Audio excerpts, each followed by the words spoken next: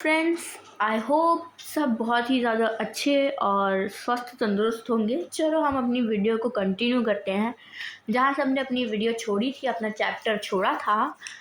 हमने पढ़ लिया था पॉलन ग्रेन क्या होते हैं और कैसे दिखते हैं, क्या क्या इनका स्ट्रक्चर क्या है, कलर डिज़ाइन सब हम पढ़ चुके थे। इसके बारे में जितनी भी डिटेल हमें एनसीईआरटी में दी थी, हमने लाइन बाय लाइन सब कवर कर ली थी। अब हमें आगे कंटिन्यू करना था कि पॉलन ग्रेन्स जो है ह्यूमन लाइफ में क्या रोल अदा कर रहे हैं। ठीक है, चलो हम अपने इसको कंटिन्यू करते हैं चैप्टर को। पॉलन ग्रेन ऑफ, यहाँ पे हमने छोड़ा था। ठीक है, ओके ठीक है। Pollen grain of many species cause sewer allergies and, मेरी जबान को क्या हो गया,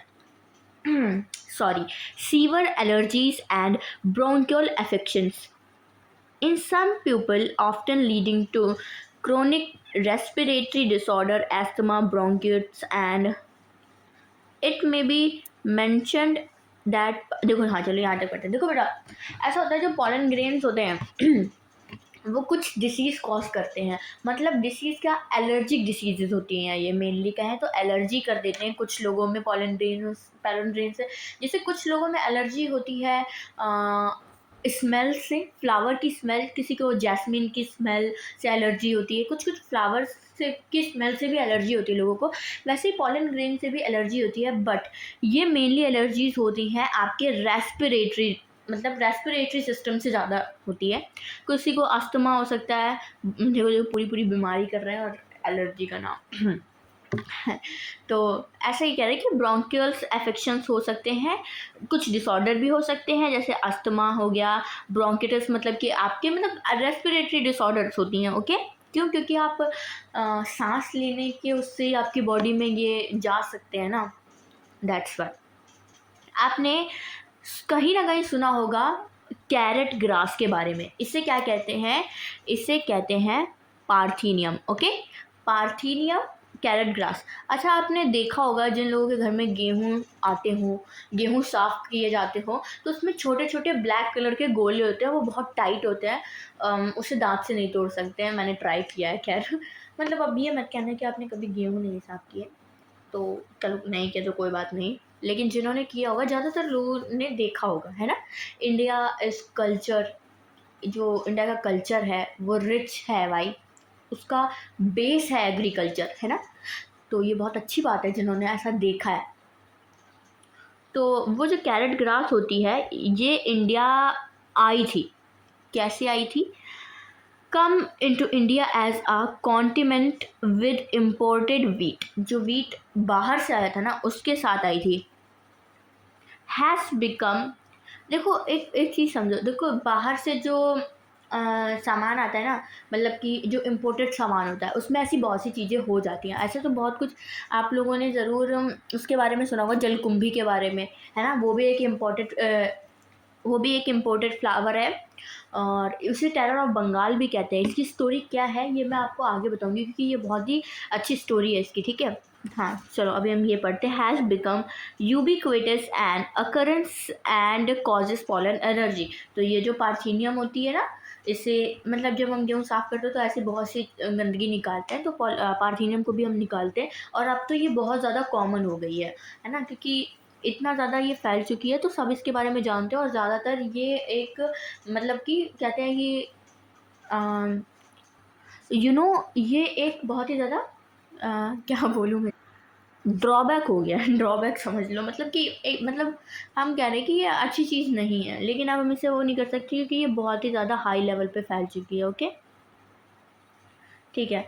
pollen grain are rich in nutrient. देखो अब पॉलन ग्रेन जो है वो न्यूट्रिएंट में रिच होते हैं। It has become a fashion in recent year to use pollen tablet as foods. ज़्यादातर फॉरेन कंट्रीज़ में ऐसा होता है कि जो पॉलन टैबलेट्स होती हैं ना, उन्हें यूज़ किया जाता है as a food supplement. Okay, क्यों? क्योंकि ये न्यूट्रिएंट में रिच होती हैं, इनमें अच्छे खासे न्यूट्रिएंट होते हैं। In western countries a large number of pollen products in the form of a tablet and syrup are available in the market. Pollen अब तो मतलब बहुत जगह होते हैं, अपनी इंडिया में भी हम मिलती हैं। ठीक है, pollen consumption has been claim to increase the performance of athletes and race horses. ऐसा है कि आपने डोपिंग के बारे में सुना होगा। डोपिंग क्या होती है, जैसे हम ड्रग्स लेते हैं और वो हमारी परफॉर्मेंस को इन्हांस कर देता है, मतलब जो रेसर्स होते हैं उनकी रेस, अब ऐसा है ना, देखो एक सिंपल सी आप रेस में दौड़ रहे हो तो शायद आप अपना 100% ना दे पाओ, लेकिन जब कोई इन केस कुछ ऐसा हो जाता है, जैसे अभी आपके पीछे कोई सांड पड़ जाए, तो आपकी जो स्पीड होगी ना वो भाई नेक्स्ट लेवल होगी, वो स्पीड तो रेस में भी नहीं आती है ना। तो ये क्या करता है, ये आपके हार्मोनल ग्रोथ को बढ़ा देता है, ठीक है। तो उससे क्या होता है कि आप मतलब जो आप परफॉर्मेंस कर रहे हो उससे आप 10 गुना ज़्यादा परफॉर्मेंस करते हो। लेकिन ऐसा क्या होता है, जब एथलीट्स एक साथ दौड़ रहे हैं तो जो परफॉर्मेंस मतलब अपना प्योरली परफॉर्म कर रहे हैं और प्रैक्टिस से परफॉर्म कर रहे हैं, वो अपना मतलब उनका 100% उतना नहीं हो पाएगा ना, आप में जो लेवल बढ़ गया है क्योंकि आपने तो डोपिंग की है या आपने बाहर से कुछ क्लेम किया है, तो फिर आप मतलब उनसे ज़्यादा अच्छा परफॉर्म करोगे, और नेचुरली अगर आप ऐसा नहीं कर पा रहे हो तब भी आप करोगे। सो ये चीटिंग हो जाती है, इस वजह से ये बैंड है ना। बट बीच में कुछ एथलेटिक्स और ऐसा मतलब ऐसा तो चलता रहता है ना, इंडस्ट्रीज में ऐसा चलता रहता है, तो कुछ एथलीट्स और हॉर्सेस को दिया जाता था, दैट्स वाई उनकी जो परफॉर्मेंस है वो अच्छी हो जाए, ठीक है। अब देखो पॉलन ग्रेन के बारे में, अब देखो ये देखो, आप देखोगे ये पॉलन ट्यूब्स हैं, ये कुछ सिरम हैं, सिरप्स हैं, जो भी हैं, क्रीम्स वगैरह भी आते हैं, ये क्या है, जो भी हो, बी पॉलन फ्रॉम इंग्लैंड है। देखो खास अच्छी तो लग नहीं रही है वैसे pollen products. When once they are shed, एक बार जो पॉलन ग्रेन्स जो होते हैं वो फ्लावर से मेल पार्ट से शेड हो जाते हैं, pollen grain have to land to the stigma, उन्हें स्टिग्मा पर लैंड करना होता है। सिंपल सी बात है, सेक्सुअल रिप्रोडक्शन को आगे बढ़ाने के लिए, कंटिन्यू करने के लिए, बिफोर दे लूज, ये बात है। देखो अपनी विएबिलिटी से लूज होने से पहले ही उन्हें पॉलन स्टिग्मा पर लैंड करना होता है। अगर वो विएबिलिटी खत्म होने से पहले स्टिग्मा पर लैंड नहीं करते हैं तो फिर वो सेक्सुअल रिप्रोडक्शन करने के केपेबल नहीं रहते हैं, okay. If they have to bring about fertilisation, how long do you think the pollen grain retain viability? आपको क्या लगता है कि अगर हम फर्टिलाइजेशन की बात करते हैं तो पॉलन ग्रेन्स के पास कितनी विएबिलिटी होगी? थिंक।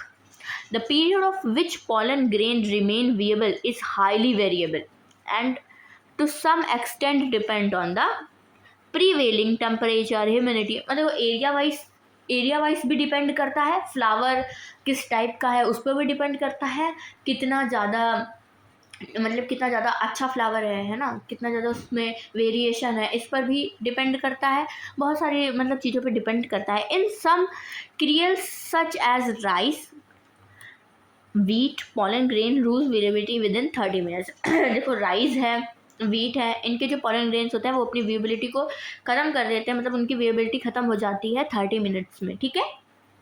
जैसे ही वो पॉलन ग्रेन्स जो है मेल पार्ट से उड़ते हैं, 30 मिनट्स के अंदर अगर वो स्टिग्मा के अंदर उस स्टिग्मा पर लैंड नहीं करते हैं तो फिर वो केपेबल नहीं रहते हैं सेक्सुअल रिप्रोडक्शन के लिए, और वो ख़राब हो जाते हैं, मतलब कि वो अपना मतलब आगे कंटिन्यू नहीं कर पाते, उनकी लाइफ स्पैन 30 सेकेंड्स का ही होता है फिर ऑफ देयर रिलीज।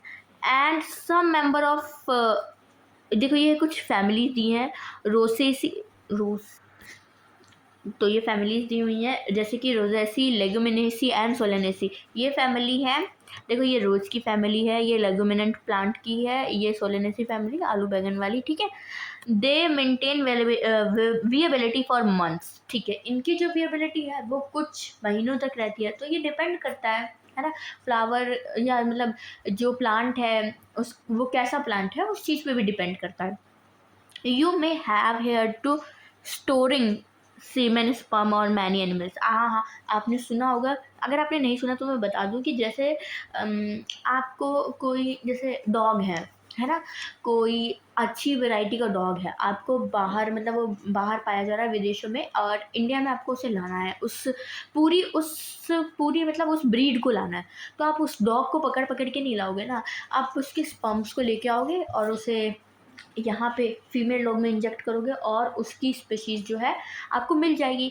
लेकिन तो आप उसे क्या करते हो, आप उसे ऐसे नहीं भेज सकते ना, उसे आप स्टोर्ड करके भेजते हो। आपने सुना होगा बैंक्स के बारे में, सीड बैंक होते हैं, वहाँ पे सीड को जो है स्टोर किया जाता है, वो क्या करते हैं, जो लिक्विड नाइट्रोजन है उसमें स्टोर करते हैं और उसमें स्टोर रहता है, मतलब है ना।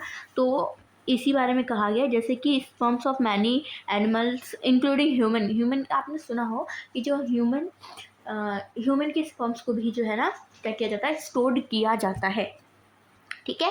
फॉर आर्टिफिशियल इंसेमिनेशन के बारे में, अगर आपने इस चीज़ के बारे में नहीं सुना है तो इस चीज़ के बारे में हम पढ़ेंगे ह्यूमन रिप्रोडक्शन में, और बहुत अच्छे से पढ़ेंगे, ठीक है। ये आर्टिफिशियल इंसेमिनेशन क्या होता है। It is possible to store pollen grain, yes, pollen grain को भी स्टोर करना। अब सिंपल समझो, हमें क्या समझना है, जो हमारे लिए यहाँ इंपॉर्टेंट है वो है कि हम पॉलन ग्रेन को स्टोर कर सकते हैं, कैसे, वो भी बहुत लार्ज नंबर में स्टोर कर सकते हैं हम, ठीक है, और वो भी बहुत सारे ईयर्स के लिए स्टोर कर सकते हैं। कैसे, लिक्विड नाइट्रोजन -196 डिग्री सेल्सियस।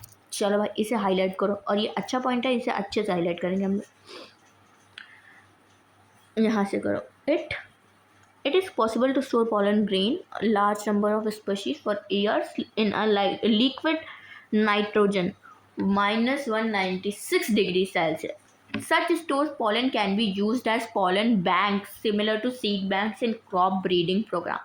चलो अब यहाँ पे आ गया, थोड़ा सा टाइम भी है तो मैं आपको एक्सप्लेन कर देती हूँ कि जैसे सीड्स को ना स्टोर किया जाता है, क्या करते हैं, क्रॉप, जैसे कि मैंने भी आपको एग्जांपल दिया एनिमल का, डॉग का एग्जांपल दिया, ऐसे ही जो है क्रॉप के लिए भी सीड्स को स्टोर कर लिया जाता है। कभी ऐसा होता है ना कि कभी पूरी पूरी फसलें ख़राब हो गई, कुछ नहीं बचता है ना, तो एज अ बैंक्स होते हैं, उनमें सीड्स को स्टोर किया जाता है, ताकि फिर उन्हें ऐसा स्टोर किया जाता है कि वो अपनी विएबिलिटी को ना खोएं।